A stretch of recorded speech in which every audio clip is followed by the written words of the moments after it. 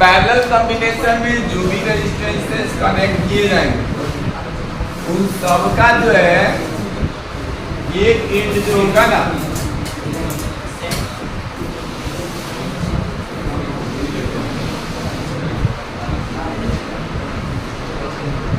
ये मान लेते हैं R1 रेजिस्टेंस इसी को मान लेते हैं R1 ये R2 ठीक है।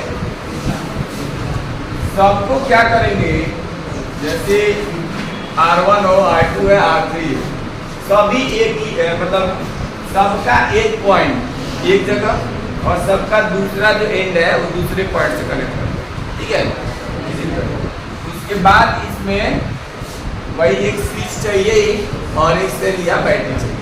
तो जहाँ पे मान लेते हैं हमने ये प्लग की लगा और ये जो है डॉट लगाने का मतलब है ये क्लोज्ड कैसा है क्लोज डॉट नहीं लगाते तो ओपन होता है तो करंट नहीं फ्लो करता। फिर यहाँ पर एक सेल या बैटरी लगा सकते हो तो डिपेंड करता है। करंट एक्सटर्नल सर्किट में हमेशा किधर से किधर को चलती है प्लस से माइनस तो यानी करंट ऐसे फ्लो करेगी अगर ये स्विच ऑन है तो यहाँ आएगी। अब यहाँ आने के बाद जरा ध्यान दें ध्यान से समझना आशीष लुक ऑन द बोर्ड यहाँ जो करंट आएगी सपोज करो कि ये सेल से करंट आई चल रही है सेल को ई से रिप्रेजेंट करते हैं आई इसको हम की लिख देंगे की आई से रिप्रेजेंट करें। जब ये करंट यहाँ ए पॉइंट पर आई तो इसके पास तीन रास्ता मिल गया एक यहाँ मिला एक ये मिला एक तो अब यहाँ पर ये करंट आ करके जाएगी तीनों पाती है। यहाँ पर करंट I1 फर्स्ट रेजिस्टेंस पर सेकेंड वाले रेजिस्टेंस में I2 और थर्ड वाले में मान लिया अब यही करंट जो है आगे बढ़ेगी और फिर तीनों करंट I1 I2 I3 आ करके और इस पॉइंट D पर मिल जाएगा ठीक है। इसको जंक्शन बोलते हैं ये भी जंक्शन इस जंक्शन पे क्या हो रहा है इनकमिंग करंट है और यहीं से ये फिर आने के बाद ये आउटगोइंग है।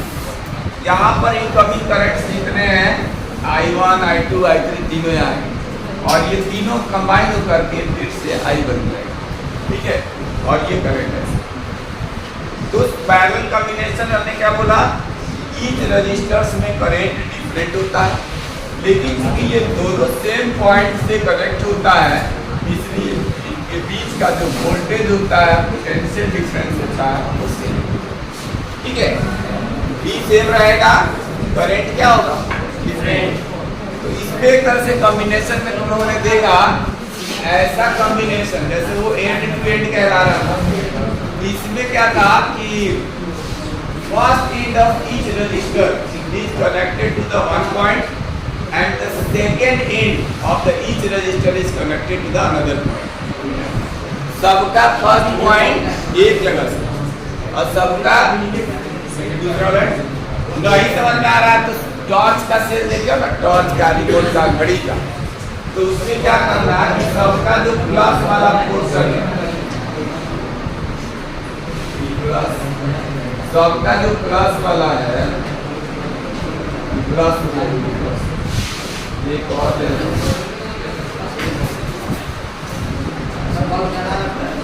सबका प्लस एक साथ सोल्डरिंग कर रहे हैं प्लस और सबका माइनस एक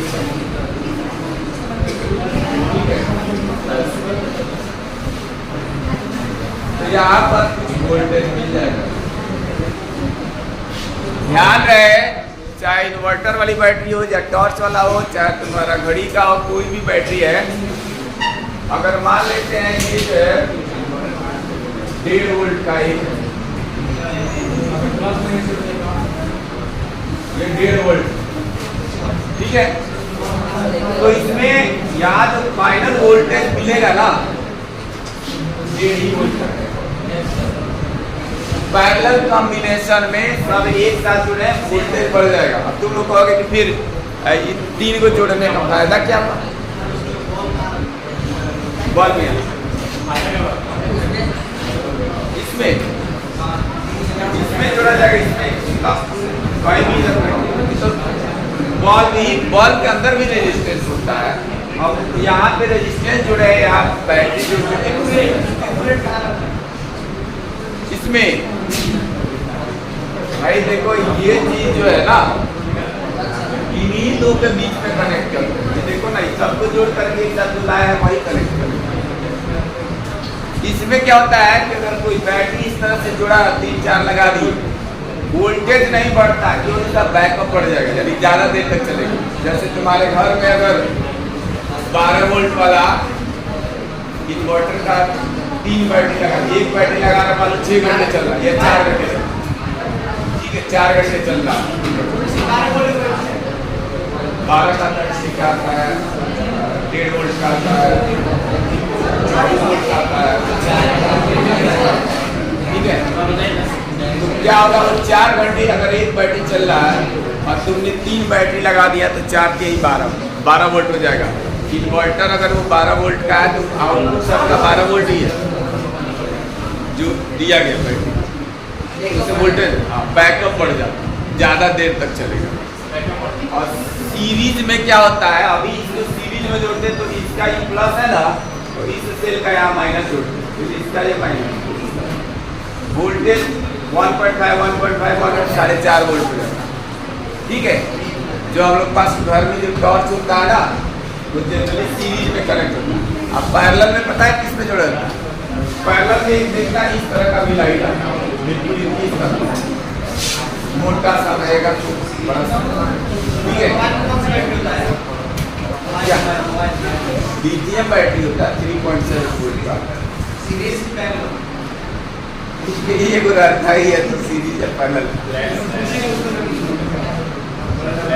सुनो, इस तरह का अगर जो टॉर्च होता है ना, उसमें भी ऐसे ही होता है, 4 या 5 अगर सेल लगा होता है तो सबका प्लस एक साथ शूटिंग होता है। इससे पता है क्या होता है, इससे ज्यादा देर तक लास्टिंग करेगा, वोल्टेज सेम रहेगा, चलेगा ज्यादा देर। The first end of each resistor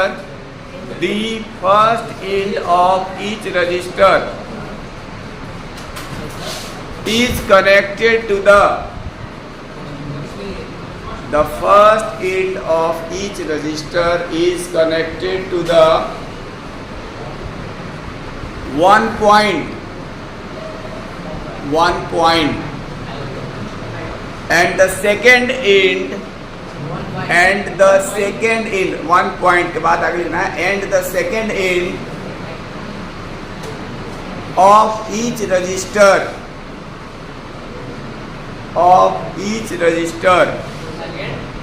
end is connected to the second point। सबका फर्स्ट एंड एक पॉइंट से, सबका सेकेंड एंड दूसरे पॉइंट से। लिख लिया? कूल स्टेप लगा लो शुरू से। बाय द ओम्स लॉ के अकॉर्डिंग E इक्वल टू क्या होता है, I इक्वल टू क्या हो जाएगा, ये होता है। बाय द ओम्स लॉ लिख कर दिए। अब क्या करना है कि हम लोग ईच रजिस्टर्स में करंट फाइंड आउट करेंगे, यानी यहाँ लिखेंगे the current in first register.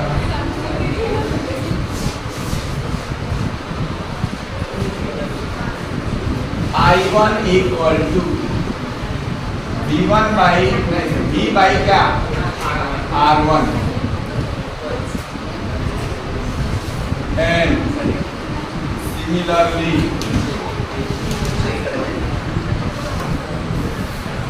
in second and third।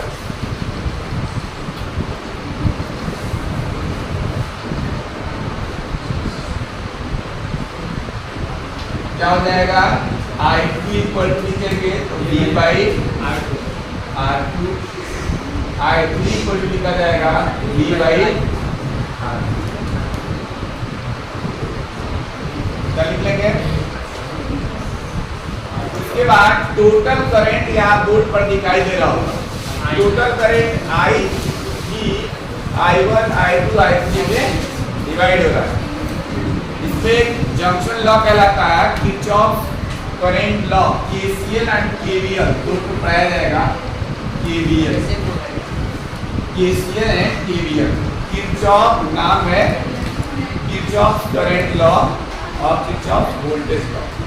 तो यहाँ पे करंट लॉ ये कहता है कि किसी जंक्शन पे इनकमिंग करंट्स की वैल्यू इक्वल होता है आउटगोइंग करंट्स की वैल्यू की, यानी the total current in at a junction and the coming currents at a junction is equal to the total currents at a junction. The incoming currents equal to outgoing currents. जितना है I current यहाँ पे आ रहा था, ठीक है, तो ये यहाँ से जाने वाले जो करंट्स है I1 I2 I3, इसलिए यहाँ पे हो जाएगा। तो हम लोग यहाँ KVL के से कुछ नहीं लिखने वाले हैं, बस हम लोग यहाँ पर लिख देंगे फ्रॉम फिगर। फ्रॉम फिगर का मतलब ये हुआ कि फिगर में ये देखना है कि ये I जो है वो किसके इक्वल है। I जो है I1 plus I2 plus I3। अब I1 I2 I3 सबकी वैल्यू रखते हैं। क्या करेंगे? वैल्यू यहाँ पे वैल्यू रखते हैं, यहाँ पे V by R1 V by R2 V by R3। तीनों से क्या कॉमन दिख रहा है? तो यहाँ पे 1 by R1 plus 1 by R2 plus 1 by R3 और इधर हमारा I2। और हम लोग ये मान चुके हैं कि जो इक्विवेलेंट वोल्टेज है, मतलब वो टोटल जो वोल्टेज है ये R1 R2 R3 के बीच में तो V है।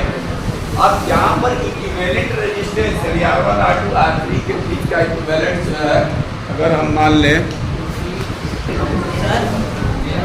अगर आप लोग यहाँ पे ये मान लें कि इक्विवेलेंट रेजिस्टेंस जो है वो R है, let equivalent resistance is R, capital R। अब पोटेंशियल डिफरेंस तो भी है ही, फिर I इक्वल टू हम लोग क्या लिख देंगे? V by R। अब यहाँ पे R में कंफ्यूजन हो सकता है, तो पैरेलल कॉम्बिनेशन में RP जो है तो R, ठीक है, तो I इक्वल टू आ जाएगा V बाई क्या R।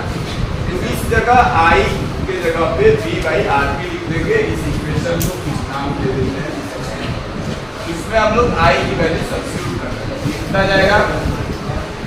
तो इक्वेशन I की वैल्यू यहाँ पर रखेंगे V by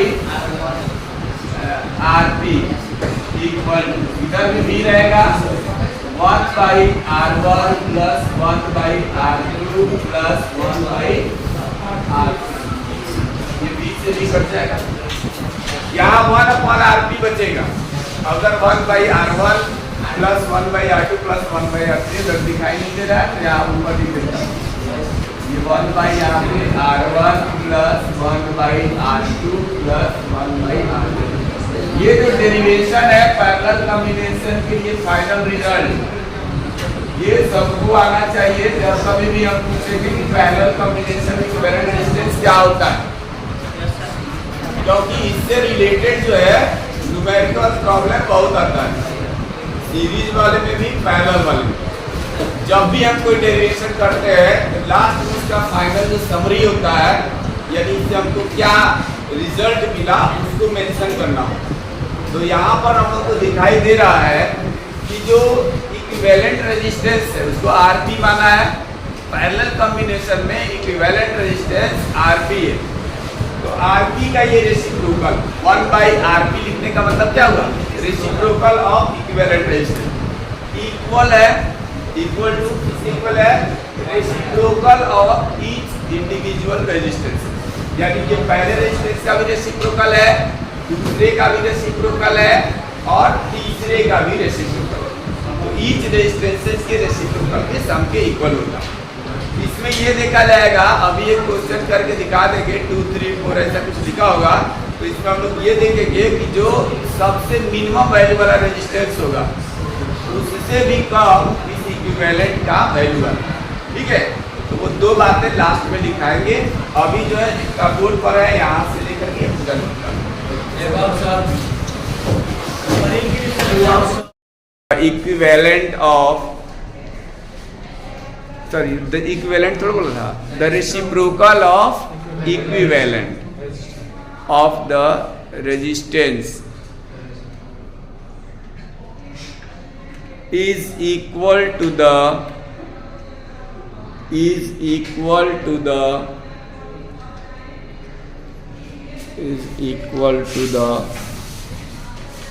sum of sum of reciprocal of each individual resistances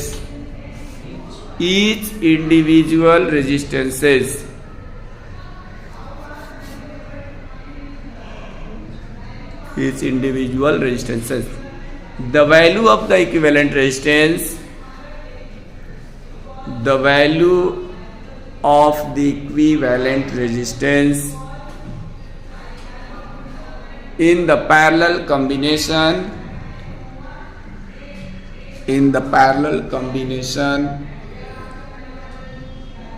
is always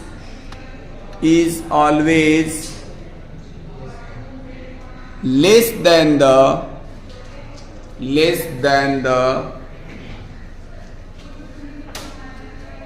value of the lowest resistance in the parallel combination of resistances. Lowest value of the combination of parallel resistances. कैसे लिखा था? In the parallel combination of the resistances. In the lowest value के बाद in the combination of the parallel combination of the resistances, ऐसे लिखा था। ठीक है, नोट कर लो। मैक्सिमम रेजिस्टेंस निकालना, तो for maximum value of resistance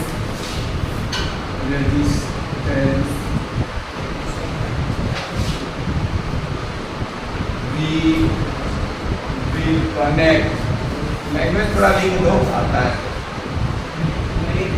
नहीं आता, connect in series combination, ठीक है। Therefore, RS को मतलब इक्विवेलेंट इन सीरीज कम्बिनेशन, तो आप लिख देंगे R1 plus R2 plus R3 plus R4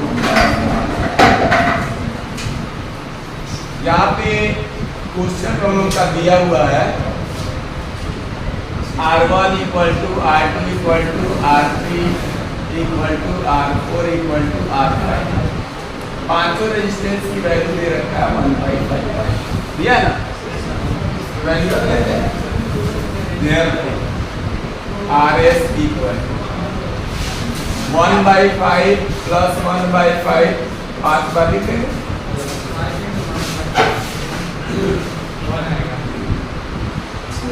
okay ना। तो नीचे तो 5 आ जाएगा, अब पर 1 प्लस 1 प्लस 5 बार करेंगे तो 5 आ जाएगा। 5 से डिवाइड करेंगे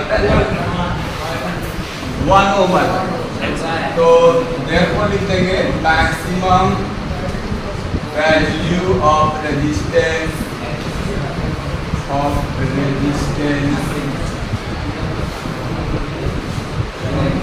इक्वल टू 1, ये 1 ओवर, ठीक है।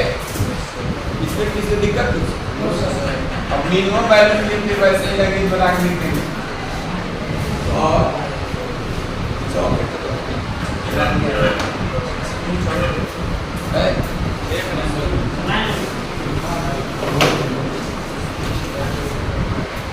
एक चौक नहीं है क्या?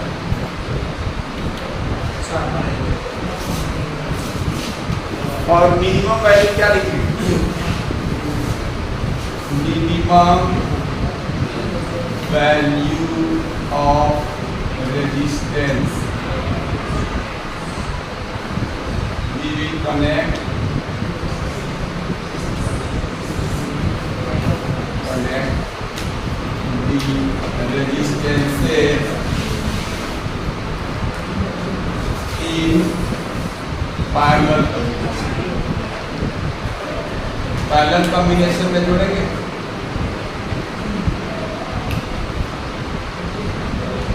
ठीक है, कितना जाएगा?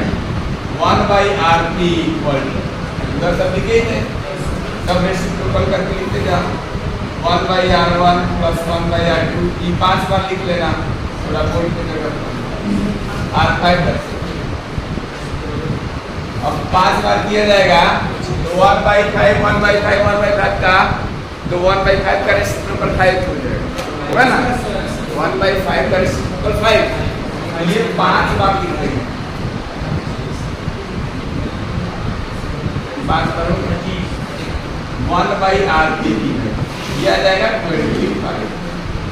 1/RP इक्वल टू आ गया 125। ठीक है, जब RP निकाला जाएगा तो कितना जाएगा? 125। इसका रेसिप्रोकल कर देंगे तब इक्विवेलेंट निकलेगा। RP इक्वल टू आ जाएगा 1/25 और ये यहाँ पे मिलेगा। ये मिनिमम वैल्यू होगा, यहाँ लैंग्वेज लिख दी है, चाहो तो तुम यहाँ पे लिख भी सकते हो। Minimum value of the equivalent resistance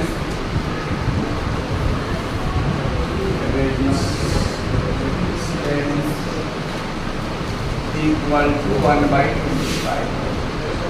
ये 3 मार्क्स का क्वेश्चन आया था, मेरे मार्क्स नोट कर लो, ये लास्ट है। और इससे रिलेटेड न्यूमेरिकल्स तुम नोट